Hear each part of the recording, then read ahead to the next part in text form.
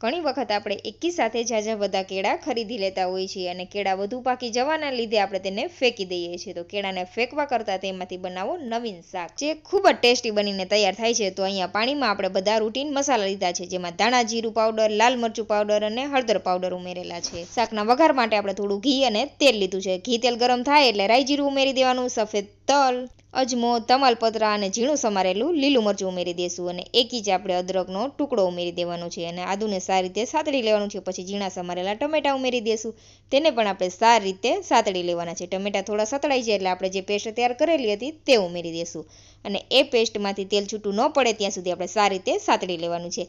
પછી ગરમ મસાલો અને કસૂરી મેથી ઉમેરી દેશું. તો શાક માટેની ગ્રેવી તૈયાર છે. તો શાકની અંદર આપણે 3 પાકા કેળાને આ રીતે સ્લાઇસમાં કટ કરીને એડ કરી દેવાના છે અને થોડું ગરમ પાણી ઉમેરી દેશું.